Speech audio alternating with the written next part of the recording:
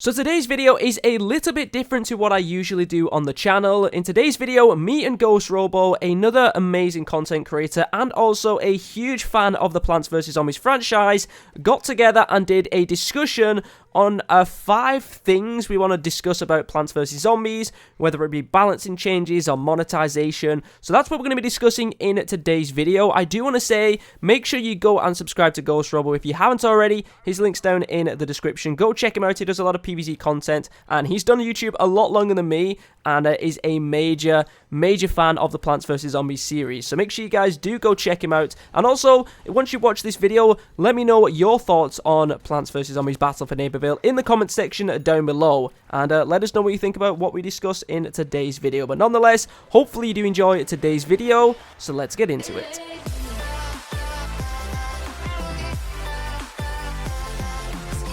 Plants vs Zombies Battle for Neighborville is out in its Founders Edition form, and they are hard at work on the game, trying to perfect things before its October 18th launch. But there still are some things that we think need extra tweaking, and so today we're talking about 5 big issues with PvZ BFN, and a solo discussion would not be that much fun. So I've brought a special guest from across the pond, the Plants vs Zombies legend himself, Zero. I wouldn't really call myself a legend. Like I wouldn't call myself a legend. Like I think when I think of PvZ, I think of you, man. Really? Especially the console games. Oh, thank you. I appreciate that. Your logo is a Z from Plants vs Zombies. So that was actually a coincidence. Just I know we're going off topic here, but yeah, I didn't know that this logo was actually like in Garden Warfare 2. I got it made like a month after launch, and I was like, oh, that's similar. Hey, it worked out. Now, like I said, now I think of PvZ, I think of you, and obviously you guys should go check out Zero's channel. All sorts of incredible Battle for Neighborville content. He's got all the gnomes. I picture your house is just like full of those gnomes. Like you actually go and gather them. You know, if they actually had them as merch, I would try and get them to send me some so I could have it behind me. So there's an idea for you. You can take that one for free, EA, and PopCat will give it to you. But the game is not free. It's $30, and they're working on making it better. And so definitely let us know in the comments down below what issues you have with the game, what's one big change you'd like to see, and smash that like button if you enjoy and are pumped for more PvZ action. I think we got to go into the big one first, which is probably on the tip of everyone's tongues, and that is the character balancing issues. Yeah, so right now, obviously we're in Founders Edition. They're still going to be tweaking a lot of characters up until launch, and I'm sure a lot of you have probably noticed there might be certain characters which stand out that might be underperforming or a little bit overperforming. So we're going to be talking about what characters we feel need tweaking, need adjusting, but it kind of goes into more depth because you have upgrades, and then you don't want a character to be weak in PvP, but then too strong in PvE or vice versa. So it can be a little bit difficult to talk about, but I think Nightcap is one of the major ones which a lot of people are talking about right now. Yeah. What are your thoughts on Nightcap so far? Because you've not done too much PvP. What do you think of her in PvE?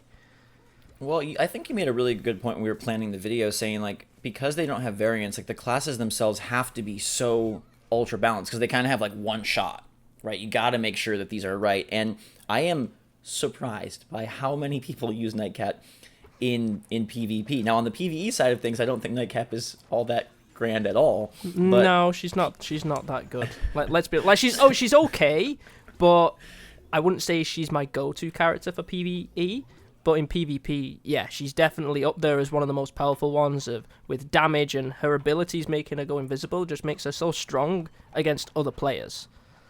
Yeah, it's that Feng Fu that just comes in for kill after kill after kill, and I think her speed like plays into her favor in PvE or PvP, whereas maybe in PvE it's not as important. But being able to like weave in and out of engagements in PvP, like she is a tough one to track down. She's hard to hit as well. Like they've released a Trello board to talk about things that they're going to be working on. Shooting someone while they're moving is something they're looking into and fixing. So if Nightcap's trying to run away, she's going to be easier to hit. I've seen a lot of bunny hopping Nightcaps as well, because she's got a double jump. So that's maybe one thing I'm considering. Should they take her double jump away? Because she can kind of like change movement mid-air, which makes it a little bit more difficult to predict where she's going to go. But Feng Fu definitely I feel like needs a tone down, whether it's going to be damage or she can move while she's using Fung Fu, so if a zombie's trying to move away, she can kind of move with them. So maybe she can't move as easily. Or, like, most of the time with Fung Fu, they use Shadow Sneak to get in there and then use Fung Fu. And I think right now she has 3 Shadow Sneaks that she can use. I don't know, maybe do a trial, reduce it to 2, so she can't use it as frequently as well. I don't know, there's so many different options. You don't want to underperform her, but at the same time, Nightcap, like, buffing the zombies is going to make Nightcap die easier because she's taking more damage in the first place, you know? Like, Nightcap's definitely up there as one of the most highest damage dealers, and some of the zombies, like Foot Soldier, you know, like, they're not the greatest. They definitely need some improvements themselves. Yeah, I think a lot of the basic weapons probably need to be boosted. We've talked a lot about Foot Soldier, Colonel Corn. They need to do a little bit more damage. And I think it's tricky because, like, Nightcap is a character that easily could be so underpowered, and then no one would want to play this lightweight character that doesn't have a lot of health and also doesn't deal a lot of damage. So I understand probably why they erred on the side of a stronger Nightcap, but hopefully, like you said, like that Trello board and all that stuff, they'll get to see, like, we need a weaker Nightcap and a stronger set of attacks for Foot Soldier. Is there any others that really stand out to you as weaker characters right now? Colonel Corn is definitely up there as a weak character as well. You know, like Colonel Corn and Foot Soldier, they're kind of similar. Like, they're like your typical run and gun character. Both of their damages are quite low considering the character style, the play style. I also would say, even though Sunflower is a support character, her damage is ridiculously... I wouldn't say her damage is low. I just think her rate of fire is so slow. She doesn't put a lot of damage out. I don't know if you've experienced that yourself. I feel like it's slow. I feel like the audio makes it sound like it's going quicker than it actually is as well. I don't know if you get that gist as well, but if you play as Sunflower and you listen to the audio of her shooting, and then you look at her ammo deplete, the audio seems to move faster than the ammo depleting, I guess. So it sounds like you're firing quicker than you actually are. So yeah, I don't know. I feel like Sunflower definitely needs a speed increase in her rate of fire. Rose I haven't really played too much of, so it's hard to judge. But yeah, there's a few zombies out there that I think need buffs as well. Electric Slide probably needs a buff as well, I feel. Yeah, I was going to just mention Electric Slide needs a little bit. I really like Electric Slide. Actually, I'm surprised by how much I like Electric Slide, but I'd like to see a little bit more damage. And your point about the sound not matching up is an interesting one, because I feel like 80s Action Hero is probably my favorite character in the game, and his attacks are so massive looking that when they don't do a ton of damage, you're like, oh, I just jumped into the air and fired 100 missiles down on the battlefield. I expected to wipe everyone, but maybe I wiped no one, and that's not their fault. It's just there is sometimes a disconnect either between the audio and then the damage output, or the video, the visual, and then the damage output. But another thing in terms of video and visuals is the aim assist, and this kind of ties into character balance, or overall, I guess, game balance. It doesn't feel all that great, especially when it's on the heavier end. Yeah, it's either too snappy, or your character just, I don't know, it just feels a bit clunky when you're trying to shoot a character. If you played like the previous Garden Warfare games, especially with a controller, you feel like you can follow the character or you can hit them easier. When it comes to this game, it feels like if you're trying to follow a character when they're moving, you might go too far in front of them, or you're not keeping up with them, I guess you could say, if you're trying to shoot them while they're moving. It just doesn't seem as easy as it was. Sorry, that was my cat. Hey, the cat needs aim assist too. We all need a little aim assist sometimes, especially in PvE, and I feel like it's guiding me sometimes in the wrong direction, like I'm fighting against it, and that's exactly what you don't want from any sort of aim assist. So obviously this is the main area that they're focusing on, the character balancing, the performance. You know, we've talked about, like, there's a lot of lag in certain situations that they need to work out, but these are things that are their main focus, and that's kind of what we wanted to get it out of the way first. It's the biggest thing that people are talking about. It's the biggest thing that they are focused on improving. Let's get to something a little bit more nitty-gritty. Just before we touch on the next thing, I do want to just let everyone know that there is going to be a character balancing early October. They're not rushing into character balancing like nerfing Nightcap or something like that. So they're looking at all the information. They're looking at when people have got upgrades. There will be a character balancing early October, and they have mentioned buffing Colonel Corn and Foot Soldier so far. But I'm sure there's going to be other characters that they're going to be looking into of either reducing damage or increasing damage as well. Do you like that? Do you like that they're taking a bigger sample size rather than making because they could do, weekly adjustments, but it seems like they're going to take in a lot more data and then try to make a smarter overall change. First, when I heard about it, I was like, are we going to have to deal with Nightcap like this till October? I was like, oh, man. Yeah.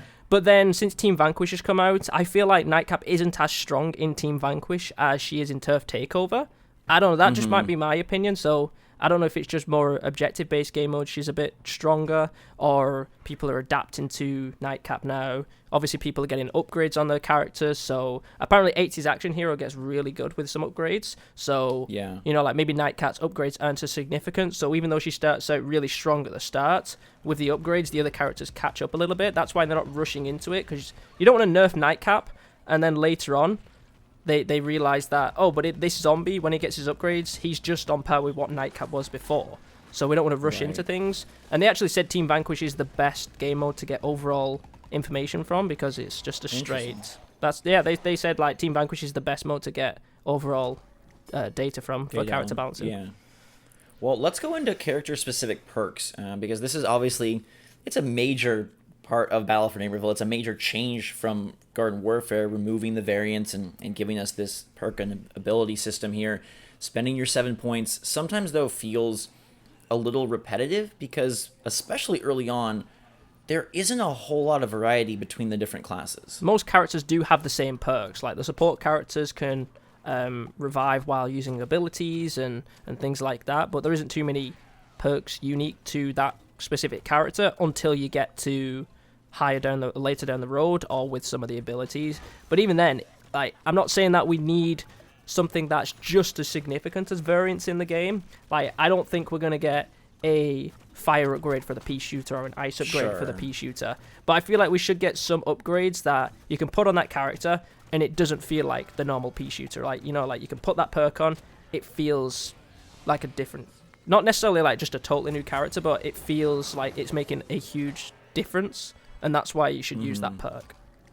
Yeah, I think it's tricky because you don't want to run into a situation where the people that progress further have such a substantial advantage over the people with the basic abilities. And I think the way around that might be to shift how they distribute when you unlock the perks, right? Because like you said, like the early perks, some of them aren't that exciting. It's just kind of, okay, like what am I going to use my last 2 points on? I don't really like anything here. And maybe if they were to shift, like they don't have to give you all of them, but maybe if each character, each class had one of the ability perks like from the get-go, so you could, I can modify this ability right from the start, maybe it would feel A, like there is more variety, and B, wouldn't seem like, oh gosh, the people who have played more, who are inevitably more practiced and have more experience, also get access to these more exciting and potentially powerful perks. Yeah, no, I totally agree. And one thing which has just popped into my head when you said you don't want people getting these perks too early, maybe, like, it's not going to happen now because of the way they've created the game now, but when you promoted your character, maybe you got perk points, and you could use those to pick a certain perk that you want to unlock, so you can kind of choose which direction you want to choose, and rather than you getting these two, then you get these two. You could be like, I want to play like Sunflower. She has certain perks which affect her heal beam. If you want to be a really supportive healer class, you could be like, well, I'd like to buy that perk for the heal beam, so then I can utilize that ability more often, so I'm playing my role. So yeah, that's just something that popped into my head then. That's just something that popped into my head literally just then. It's probably not going to happen because people are already playing the game, they've already promoted characters, but I don't know, it's just a thought that popped into my head. Maybe that's something, if down the road they add new perks, which I think they should definitely do. Like we're gonna probably talk about, maybe, I don't know, like new characters maybe in the future is gonna probably be coming. I think they kind of confirmed in an article. New characters are great, but what are you gonna do for the old characters? Like adding new perks is how they can keep those characters fresh, and whether that's going to be changing up their ability or changing up the character itself, I think that's something that they should focus on as well. So maybe they could add that point system into those perks. Yeah, that would definitely be pretty neat. I think, what do you think about, for them, removing the variants was to kind of keep things a little bit more understandable for players, and also on the balancing side of things. So on one hand, the perks being kind of similar across the board does make things a bit more even.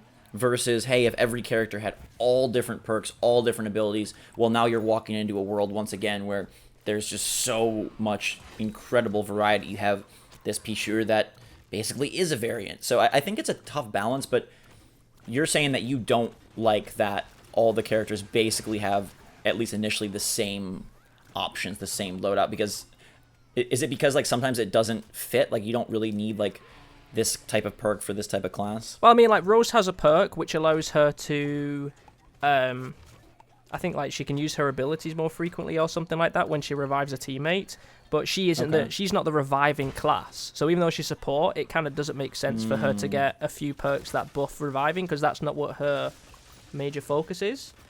Right. So, do you know what I mean? Like there's certain perks that kind of don't make sense for certain characters, and then certain perks when you put them on don't seem to make such a unique difference to the character. It's like, do I need this perk?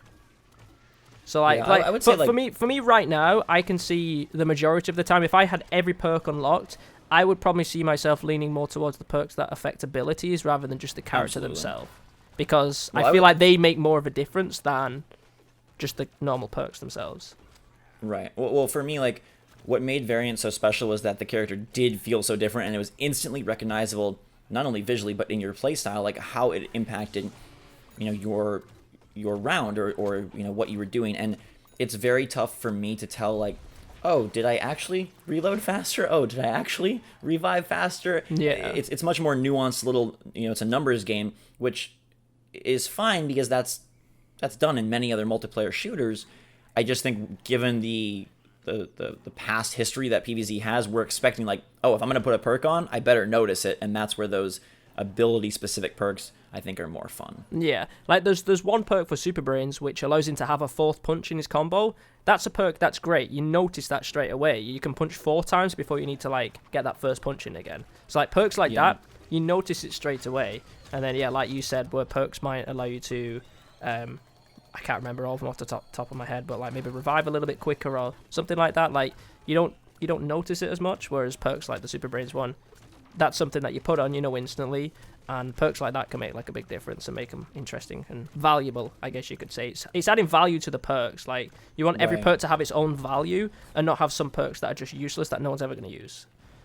I think this is one of the most complicated issues with the game because, again, it's like it's got to be tough for them. They don't want to add insane variety. They also want to make sure that the perk system's still fun. So it is one that's a little dicey. Maybe a little less dicey, though, is the PvE characters. It's pretty obvious which characters work well in PvE and which characters don't. And I find it frustrating because I don't know about you, Zero, but I like to use PvE as kind of a training ground / testing bed for me to like practice with characters. It's really hard to do that with some of the weaker PvE options. And I almost wish that they would have either locked out certain classes for specific quests or been able to scale the enemy's like health to make it easier for certain classes, because it's just not fun with some of them. No, I totally agree. Like, I've been doing some Weird in Woods this time, and the boss, some of the bosses that you can do, you go into the Space Cadet, use Space Station, you can just wreck them with an ability. Try that with an Imp, not in his mech, or try that with a different character. Foot Soldier, which is terrible, like, that's going to take you a lot longer, and it's going to be a lot more difficult, you know? And then it's, absolutely. On the plant side, like you said, Pea Shooter, you know, like, he's Chili Bean, a lot of damage, massive area. Gatling, huge damage. And then we've got Oak and Acorn, which Oak does a huge amount of damage. Try doing that same battle with Rose, you know, like, or Sunflower, which is, like we already talked about, has a pretty slow rate of fire. Like, it just doesn't weigh up. So, like you mentioned, if you was playing as a certain class, it kind of rebalanced to that character. Like, still added it as a challenge, but not as significant as if you was playing as a more powerful character. Yeah, I think either there are two options there would be to have it be specifically balanced for each class, which may be tricky, or to recommend / lock out characters. Because if you're a new player and you're excited about, hey, I love Snapdragon, and you somehow manage to get to Old School, I don't know how you're killing Old School with Snapdragon. I feel like that's going to be... I have... Like, that boss battle is amazing. I've killed Snapdragon, Old School with Snapdragon. Wait, you have? Yeah. How did it take you an hour? How did you do that? So I was spitting my fireball at him and then using my blue ball ability, and then later on when he's in the middle and he like spins around, that's when you can just absolutely demolish him with your fire breath. Interesting. Oh, because it just stays in that spot. Okay, well, maybe I just need to get good then, Zero. Maybe that's. I couldn't see myself. I couldn't see myself killing old school with Rose though. Like, there's no timer on it, and there's no timer on that boss battle, and you'll still run out of time before you've eaten. I just feel like if you're like, if you love Rose and you think that's so cool, and you want to be like kind of a magic class where you can transform, into goats and whatnot, like, it's gonna be such a struggle. Or any of the classes that deal less damage, some of the early bosses in Town Center or the early bosses in Weirding Woods, like, they are so frustrating and so time consuming, and it feels like you're not good at the game, but in reality it's like, no, if you just want to swap to pea shooter or like you mentioned, like Space Cadet, you'd be rushing through. So I wish that there was some way to, the PvE areas are so good, and we know there's not going to be an infinite number of them, so I just wish that there was more flexibility in terms of, hey, I can do more stuff in PvE with a bigger variety of classes. Well, like you mentioned a difficulty meter. Like, what could happen is when you start a mission, let's say you want to do old school, you start that mission by talking or going into the doorway. After you start the mission, you then get the character selection screen, and then it puts like a difficulty bar next to each character, and if you play as a character that's on a higher difficulty, like for example Rose, then that means maybe you'll get a higher reward. So if you're going to play as pea shooter against old school, maybe you'll get, I don't know, 5,000 coins for completing it. But if you did it as Rose, because it's much more difficult, if you complete it, you get 10,000, That's a super good fix, because that doesn't require them to like rebalance anything. That doesn't require them to lock anybody out. That just is a great way to reward you. If you want to try and get this done, the entire thing with Nightcap, be my guest. It's going to take a while, but we are going to, make sure that you're rewarded. I like that a lot. Yeah. See, this is why you're the legend. This is why you're the legend. No. You said the difficulty meter, and I was like, they already display that in the battle chests, so it's possible. Yeah. So yeah, I like you mentioned the difficulty, and then it just, I don't know, we kind of fed off each other. Yeah, we built it together. There Cooperative PvZ BFN fixin'. Let's talk a bit about the currencies, because where do we start? Which one do we start with? There are so freaking many. And like, luckily as founders, we kind of got in on the ground floor where there was just coins and tacos, and now it's kind of adding from there. But if you buy this game on launch day or later in the founders time period, man, there's a lot of currencies. And I think what's annoying about currencies is a lot of them are used for the same thing, just in different places, and that becomes kind of confusing. Yeah, if you're new to the game, you see tacos, you see marshmallows, you're like, what do all these currencies do? And then later on, when you actually explore them, like, they do the same thing, it's just in a different region.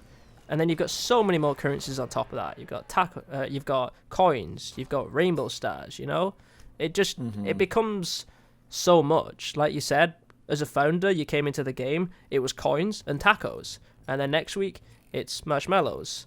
And then there's a different currency in Mount Steep. And then, when Rux comes in, it's rainbow stars. And, like, we're getting that progressively. But like you said, if someone gets this game on launch, or they're watching a video months down the road, and they're like, what are all these currencies? I'm so confused. Yeah, and this is probably isn't something that they can even change. It just strikes us as an issue with the game that we wish was a bit easier. And I think it's compounded because they are buying the same thing. I would love it if tacos, like, say, that's what you use to get the gnome maps, but no cosmetics. And you still used coins for cosmetics or something like that, because eventually we're going to have this system where rainbow stars buy cosmetics from Rux, coins buy cosmetics from the Rewardatron, tacos buy cosmetics within Town Center, marshmallows buy cosmetics. Like, it's just too much. It gets to a point where it's crazy. And then on top of that, you can turn one currency into another one. You can turn tacos into coins and marshmallows into coins, and it becomes so crazy. And we discussed this earlier on. We understand that per region they want a unique currency, but it's not like only the plants have tacos, because in Town Center the zombies also have tacos. You can see that in the menu that it's shared tacos. So the zombies have tacos just like the plants. So I mean, like, even though it's not as unique, they could have tacos across the whole board and just make them unique to each region. but the tacos still do the same function that they do in every region. Right. Yeah, I think there would have been a lot of ways to simplify this and smooth it out. And one thing that I know is kind of just like a subconscious thing is like as your numbers build and grow, it feels good. Like the more you play the game, the more currency you get, the more you can buy. That feels good. And having so many different ones, like maybe I've earned a ton of coins, but I haven't earned a ton of marshmallows. And therefore, I can't get any of the Weirding Woods special stuff that I want. And I understand like that does increase the longevity of the game. It allows like them to say, hey, you got to play more in order to unlock this stuff. But it feels kind of bad to be like, wow, I've played a lot, I'm doing really great, but no, I have 0 tacos, or oh, I only have 24 marshmallows. Yeah, that's why so many people are watching guides on where chests are, where gnomes are, so they don't need to spend that currency on the maps, so they can then save that for the cosmetics, because it's 150, I think, for each gnome map. That's 450 right there. Like that's almost one of the full cosmetics. So if you don't spend on those maps and use a guide instead, you're saving so many tacos or marshmallows and stuff like that. So it's kind of taking the incentive away for people to buy these maps anyway, because you have to use that currency as well. So I don't know if they're going to be using that currency like later on. Like come down the road, everyone's played Town Center, you've got all the cosmetics. Is tacos going to do anything else, or is it pretty much just going to be useless, apart from converting into coins? You know? Yeah. It's a currency it's a currency that only has a use for a certain period right now, and I'm sure I don't know if coins are going. I don't know if coins are going to be like that. Like they're going to sell things from Rooks. Are they going to add more cosmetics into Rewardatron that you can spend with coins as well? Like we don't know this yet. I'm assuming they probably will do, because you earn coins doing everything in the game. But you know, like, are they only going to have tacos and marshmallows going up to a certain limit, and then that's it? They're pretty much useless, or are they going to keep having some use in the future? That's something that I didn't even think about. Like, it's super overwhelming at the start because there's all these currencies, but the longer you play the game, the more you invest in, like, the currencies kind of disappear. Because you're right, eventually, like, you won't need tacos for anything. You won't need marshmallows. You won't need whatever the Mount Steep currency. And then it kind of just does boil down to coins and rainbow stars. It almost feels like they should have flipped it, though. Like, hey, the deeper you get, maybe then there's like a special way to earn tacos, a special way to earn marshmallows for like these exclusive, you know, legendary cosmetics, versus it all being up front. But yeah, I think it'd be cool if they brought tacos into some other way down the road.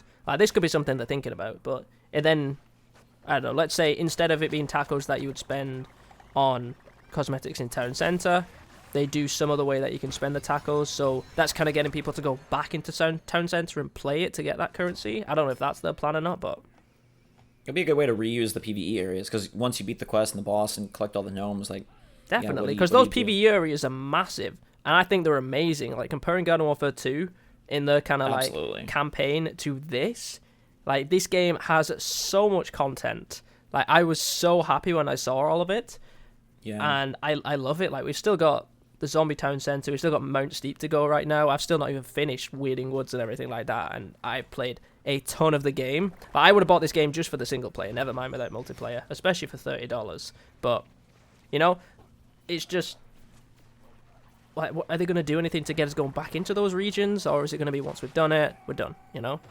I hope so. I hope that they're able to, if they don't have the time or the funds to, you know, make a whole new PvE area, at least reuse them in different ways. Hey, we can have Taco Tuesday. We can go back in on Tuesdays, spend the tacos on something cool. Yeah. And there we go. Maybe they'll hide. Maybe like I know like Rooks is in Giddy Park right now with Rainbow Stars, but maybe like you said, Taco Tuesday, he could hide somewhere in one of the regions, and that currency can be spent on that like you could buy some cosmetics from Rooks for that period of time. So you don't know if it's going to be Town Center, Weirding Woods, or Mount Steep. You don't know which one it's going to be. You don't know where he's hidden. So you want to make sure you have a currency in all of them, so that when you find him, you can buy some stuff.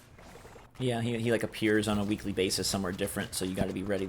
I like that, dude. We're coming up with so many ideas now. Yeah. We're going to forward this to the devs. They're going to watch this entire video, and they're going to be like, that's good, let's add that. That's good, let's add that. Well, we're now going to talk about something that is a little controversial, I guess. So the devs that are watching, you can leave now, because we're talking about monetization as our fifth and final issue with the game. There is a paid store coming. It's been mentioned in some articles. Rux's Emporium will be selling cosmetics via Rainbow Stars. You buy Rainbow Stars with real-world money, and then you can buy cosmetics. There's also the Gumball machine, the Rewarditron that gives you cosmetics for currency, a random cosmetic. It's not a loot box. It's a Gumball machine, so it's very different. And then there's also the festivals, which are kind of their equivalent of the Battle Pass. Again, they like to do these like just different currencies, different systems. How do you think it's all going to shake out? Personally, myself, first of all, let's just put it out in the open.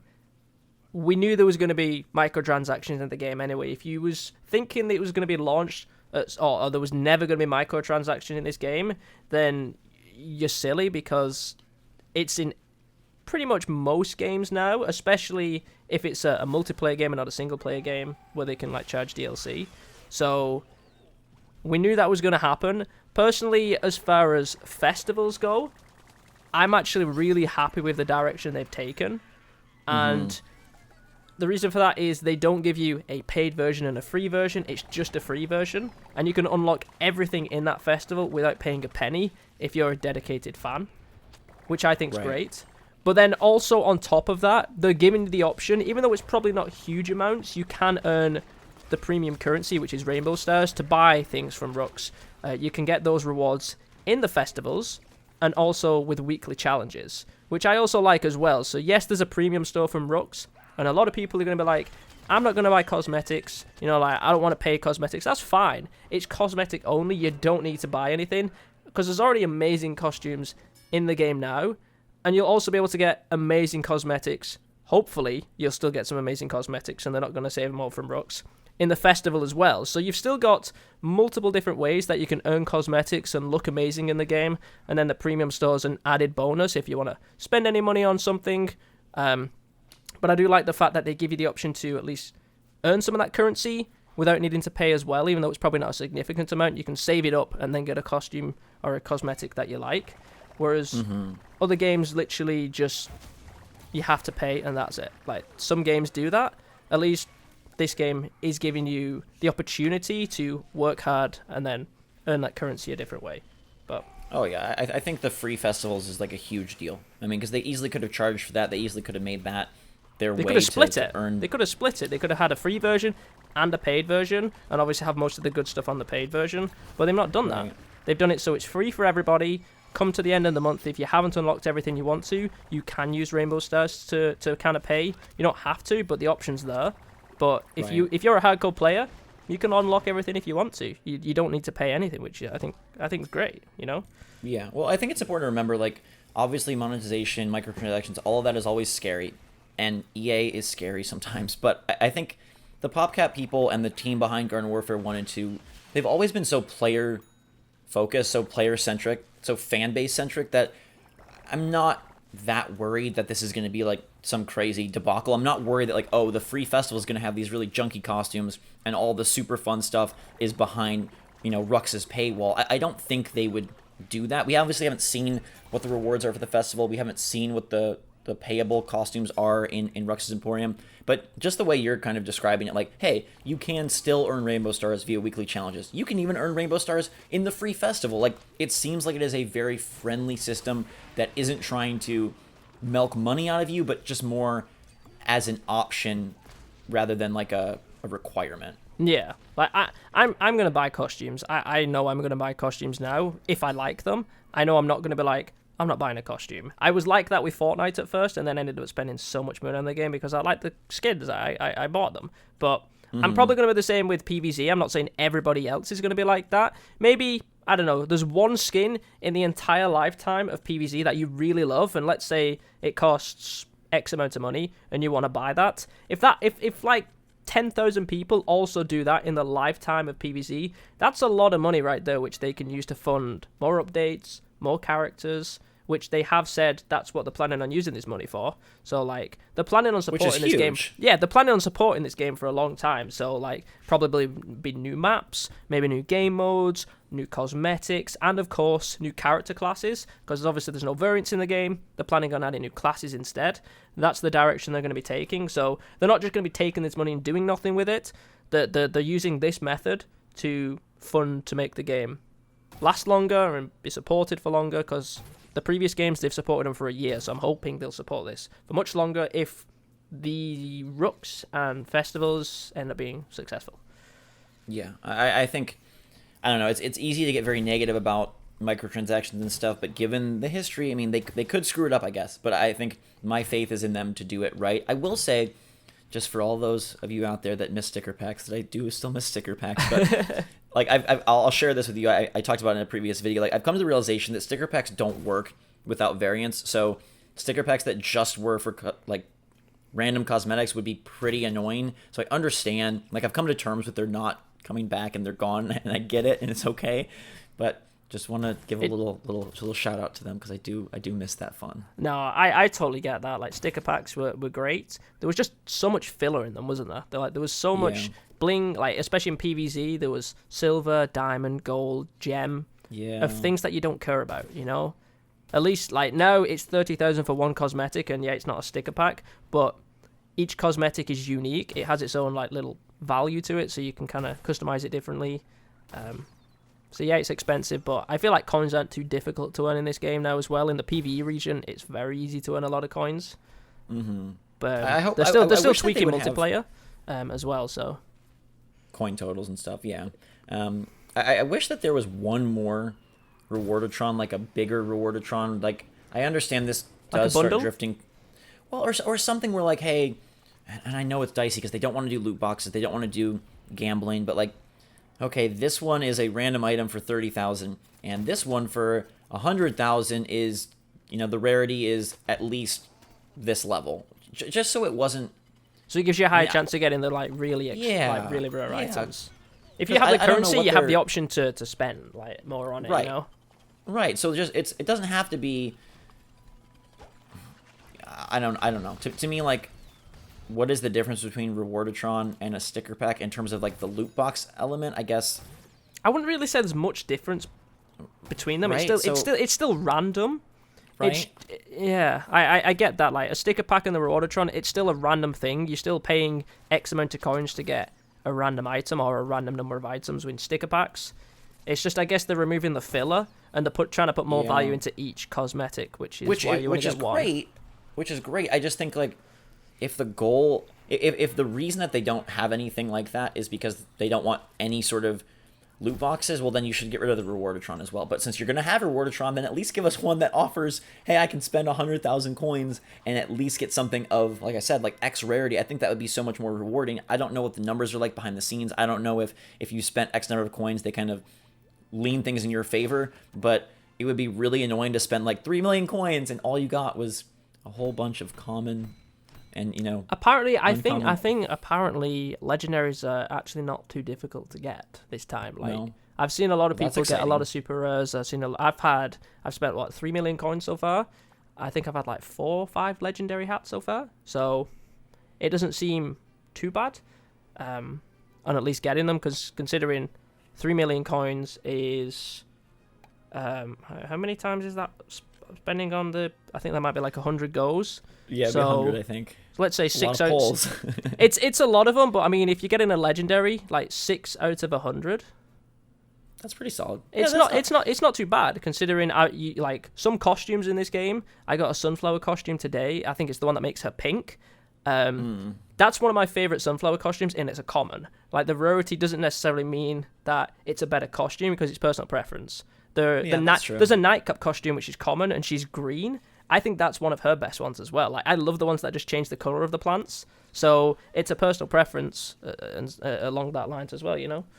Yeah. Well, and I think to wrap up the microtransaction Rux festival monetization discussion, like, as long as they deliver cool stuff in those festivals, it's going to be awesome. And I expect that, I would hope at least, that the festival costumes and pieces and the Rux's Emporium costumes and pieces are more tantalizing, more interesting than what you can just get out of the rewardatron. And as long as that's balanced well, I don't think there's much issue here. As long as you don't feel like, oh crap, everyone who buys something looks so much cooler. Yeah. Then I think this is probably, like, I know people love to get up in arms about it, but it's okay. Like, if you want to buy it, great. They're going to use it to make more characters to make the game better for everybody. And if you don't want to buy it, also great. You have the festivals, like, The festivals are your way to get free cosmetics, regardless of where you want to pay or not. Rooks is an added option. If you don't have rainbow stars or you don't have any, you can pay to get some cool cosmetics. But just remember, at the end of the day, it's cosmetic only. You're not going to be able to buy characters from Rooks. Right. You're not going to be able to buy abilities from Rooks. Like, if they bring new characters in the game, I'm pretty sure that the character's just going to be available for everyone. Just like you play the game now, you've got every character class unlocked. That's the way it's going to work. And then it'll just be buying cosmetics and gestures and victory slabs and all that stuff from Rooks and from the festivals. All cosmetic. So it doesn't matter if someone spends $10,000 on the game and someone spends nothing on the game. The only difference is they've got more cosmetics. Than you have. Like, they don't gain an advantage or anything like that, which is also another key point, which I think makes it a lot more fair as well. So. Oh, it's huge. It's huge. Like, shout out to one of my favorite games of all time, Evolve. They screwed up majorly by putting some of the coolest monsters behind a paywall, and there was no way to get that for free. So you'd be in the game and see these people playing as Behemoth or Gorgon, and they paid $15 for the monster, and they had this cool, awesome character that you were never going to get unless you dropped cash. And I love that whether you are a paying player or just a you buy the game and don't ever pay again, like you said, Zero, like, you're gonna get all the characters, you're gonna get all the cool stuff, and that's why we love PvZ, and that's why Battle for Neighborville hopefully will be able to work out the balances, work out some of the performance issues, and become the game that we know it can become. It's got a lot of potential. It's got so much potential leading up to launch, which hopefully they do a lot more promotion, and then beyond. Yeah. Like, I feel like this game has so much potential if it like becomes successful with character classes. And the PvZ is a game which doesn't take itself too seriously, so the cosmetics they can come up with can be brilliant. Like, certain cosmetics in Call of Duty where they're trying to turn into a clone, it doesn't work. PvZ could literally do anything.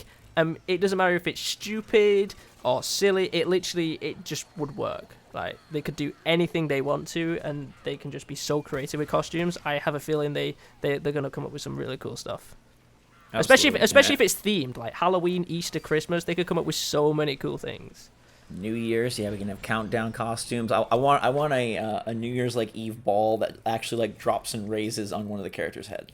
That's what I'm. You want to what? I'm pushing for. Like on New Year's Eve when like the ball drops. Yeah.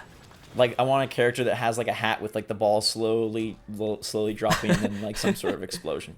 A New Year's costume. But we'll have to talk about what we want down the line in a later video. That'd be really fun to kind of predict and scope out what we wish would be in the game. But those are 5 major issues right now that are going on in Battle for Neighborville. Let us know your take in the comments down below. What is your big issue with the game, and what do you think about the ones we discussed? Make sure to hit that like button if you enjoyed.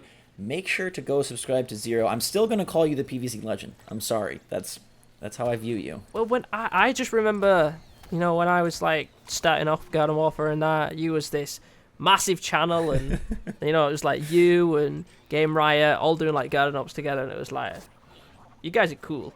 Like, you guys, you're like the PvZ guys.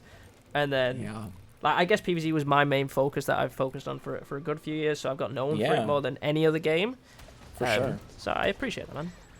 Yeah, well, no problem at all. I'm glad we now get to play this one together. Get out there and play more. Give them your feedback. Like Zero mentioned, they've got that Trello board. That's a big resource, not only for them, but for you, because it'll help make the game better. So take advantage of that, and we will see you on the next one. Until next time, everybody, thanks so much for watching. Drink some hot chocolate, and we will see you all later. Bye.